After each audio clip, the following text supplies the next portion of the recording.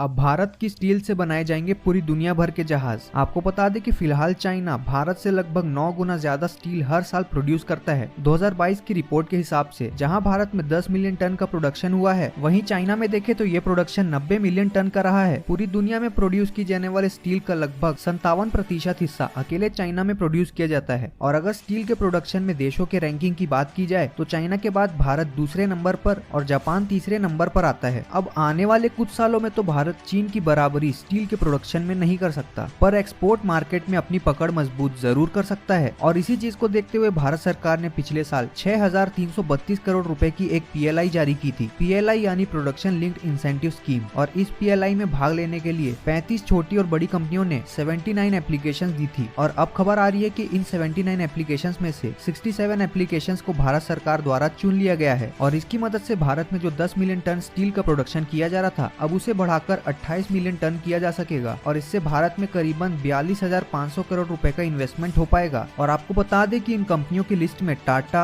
JSW और cell जैसे लगभग सभी बड़े कंपनियों के नाम शामिल हैं। और अब इन कंपनियों के प्रोडक्शन बढ़ाने की वजह से लाखों लोगों के लिए नए रोजगार पैदा हो पाएंगे। स्पेशलिटी स्टील के अंतर्गत जिन कैटेगरीज की स्टील को शामिल किया गया है, उनमें plated steel, air resistance steel, rail steel और एलॉय स्टील शामिल हैं। और आपको बता दें कि भारत के पहले स्वदेशी एयरक्राफ्ट को बनाने के लिए शुरुआत में रशिया से इंपोर्ट किए गए स्टील का इस्तेमाल किया जाना था, लेकिन DRDO और steel authority of India limited की वजह से भारत ने खुद के स्पेशल ग्रेड की स्टील डेवलप की। 2013 की एक रिपोर्ट के मुताबिक DMR 249 ग्रेड की स्टील का इस्तेमाल विक्रांत को बनाने के लिए किया गया। पहले ये स्टील 8 लाख रुपए पर टन के हिसाब से रशिया से इंपोर्ट किया जाता था, लेकिन अब क्योंकि ये हाई क्वालिटी की स्टील भारत में डेवलप की जा रही है, तो केवल 4 लाख रुपए प्रति टन के हिसाब से ये स्टील शिप बिल्डर्स को सप्लाई की जाने लगी है। भारत में जब रशिया से स्टील इंपोर्ट किया जाता था, तब रशिया द्वारा स्टील की कीमतें बढ़ाने के कारण भारत के नेवी शिप्स को देरी का सामना करना पड़ता था। और इसके अलावा रशिया के द्वारा स्टील लेट सप्लाई करने की वजह से भी भारतीय नेवी के कई सारे प्रोजेक्ट्स डिले हो जाते थे। और स्वदेशी DMR ग्रेड की स्टील की वजह से विक्रांत के कंस्ट्रक्शन में भारत करीबन 1000 करोड़ रुपए बचा पाया। और अब इसी स्पेशल ग्रेड की स्टील से नेवी के सभी वॉरशिप्स का कंस्ट्रक्शन भी किया जाता है। अब क्योंकि देश में स्टील का प्रोडक्शन बढ़ने वाला है, तो इससे देश का विकास और भी तेजी से हो पाएगा। अगर आपको ये खबर पसंद आई हो तो कमेंट में जय हिंद जरूर लिखें। वीडियो को लाइक और शेयर भी ज्यादा से ज्यादा करें। अगर चैनल में नए हैं तो सब्सक्राइब जरूर करें। मिलते हैं अगले वीडियो में। जय हिंद।